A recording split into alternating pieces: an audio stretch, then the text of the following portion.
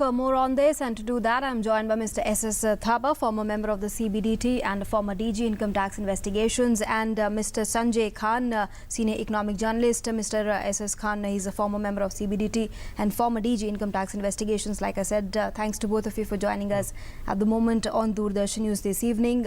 Mr. Thapa, if I can begin with you first. The Prime Minister today said to term corruption as the biggest challenge facing the country. He said he's expressed government's resolve that the government would be unsparing in punishing the corrupt. The Prime Minister said India stands committed in fighting against corruption and black money. Once again, the Prime Minister, making it clear that the government will leave no stone unturned in carrying on its fight against corruption and black money.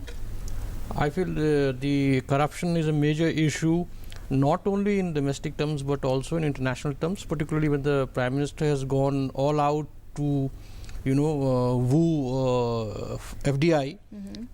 Recently he went to the UK and earlier in various other countries, and so India's image internationally matters a lot when it comes to getting FDI and things like ease of doing business. And I think the FDI and the foreign investors would only come here once we have a corrupt-free or a less corrupt society where the business management is easier and they have confidence in the Indian system. So that will be it's a wrong way that the Prime Minister has said, has taken a few steps on these new steps on the corruption prevention. Yes. Right. Mr. Khan, soon after the government took charge, several measures have been taken, several significant steps have been taken, like constituting an SIT, signing the intergovernment agreement with the US, provisions under the PMLA. Then there was a comprehensive deterrent law, that's the Black Money Undisclosed Foreign Income and Assets and Imposition of Income Tax Act. What would you say? How significant are these steps, these measures that have been taken by the government so far, and what more can be done in this direction? See, these are very significant steps, no doubt. But let's be clear about it. The fight against black money is a process. It's not an event. It's not that once you take XYZ step, tomorrow the black money will go away. It's not like that. A number of steps have been taken. These are good steps, but these are work in progress. Now, issues relating to black money domestically are different from issues which are black money hoarded outside India. Right. What has happened is that globalization has also led to globalization of crime. It is so easy to transfer money outside India. It is so easy to hide it under different names, under anonymous layering, what is known as layering. I mean, you don't hold it in your own name, you hold it under different names. So all these steps, particularly steps... That's why the Prime Minister has also spoken about increased cooperation between nations, as far as smooth information of exchange of information is concerned, and boosting intelligence sharing is concerned. Yes, exactly. So, I mean, if you are going to hunt for black money held abroad, you need information, and once you get the information, you need ability to seize those assets or restrain those assets by the time your judicial process is over. So what is being done in today's program is that STAR initiative, which basically talks about black money hoarded abroad out of criminal activities. You mentioned about STAR initiative, Mr. Khan, and I want to talk a bit more in detail about that. The partnership between the Stolen Asset Recovery Initiative, that's the STAR, and the Interpol. Now that will help in confiscation and recovery of stolen assets. Safe havens will be eliminated. Help us understand this better. How is this partnership going to benefit us, and what would it help us achieve in the long run?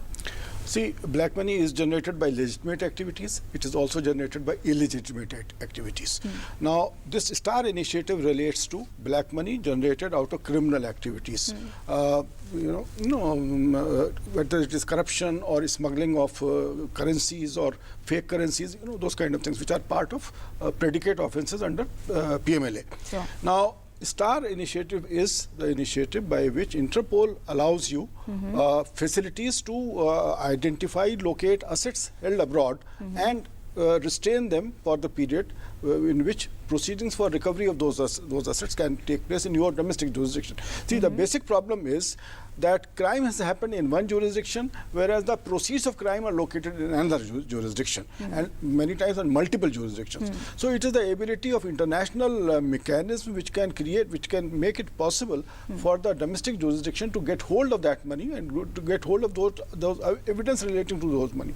Now, Star Interpol initiative will help the country. I mean, this is still a work in progress, as I told you earlier. I mean, it's not implemented as of today. But this is definitely, you know, in a desired line.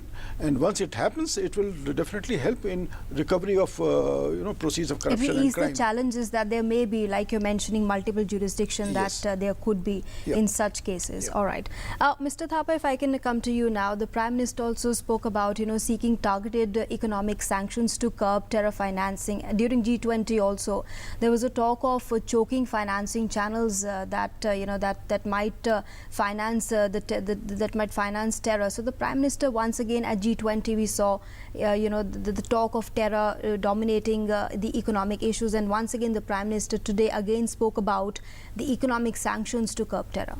Yeah, the conference also he addressed that there's a strong link between black money and the international terror organization, how they are funded, and things like blood money and diamond money are these concepts of how the unwanted money which is floating in the international arena that goes to the terrorists. So this is a major problem today, and it goes into narcotics, it goes into drugs. And so in earlier also, I remember last G20 in Australia, the Prime Minister was adamant in moving a resolution where he wanted more cooperation between the participating countries to have an international database to share the information, and also incentive to move forward to curb these the black money and as such.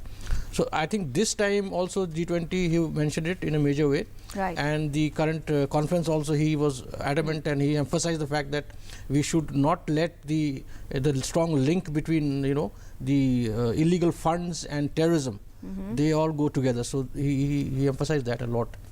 Right. Mr. Thapa, Prime Minister has at various international fora, spoken about fight against black money, and the Prime Minister today also said India stands committed in its fight against corruption as well as black money, and that the government won't spare in punishing the corrupt. It's expressed its steadfast resolve in fighting against corruption and black money, and like we were talking about, the intelligence sharing that has to be boosted, the information exchange, the smooth flow of information exchange that has to be there between nations. But what challenges do you see in this fight against corruption and black money in the present scenario? The fight against corruption is a major issue, as I said, because it will determine Indians how foreign players are going to interact with India and whether we will get good FDI. That's one area where the corruption, less of corruption should be there. And also that India has been ranked, China was the most corrupt ranking, so India has now is above. It's progressed in terms of less corruption in last few months, so that's a major development. Plus also I feel that the initiative like the Black Money Bill, Black Money Act, which has been enacted already, under that the voluntary disclosure of your assets outside the country, which they can be brought in with due penalty. So that is a major issue against issues like amnesty, the total amnesty that was given by earlier governments, I believe, which didn't work out, and that showed that we are actually rewarding the dishonest. So that amnesty was totally declaring the money, but it was giving a reward to the dishonest for dishonesty, which was the wrong thing to do. So now I think it's a major incentive, and also the churning up or the recirculation of the rupee denominations, 1,000 and 100 rupees, right. Before 2005 year, and then all these steps are being taken, which I will think it goes a long way into progressing into anti-corrupt society in India. All right, Mr. Thapa and Mr. Khan, thank you very much for joining us this evening on Doordarshan News and sharing your perspective with us. Thank you very much.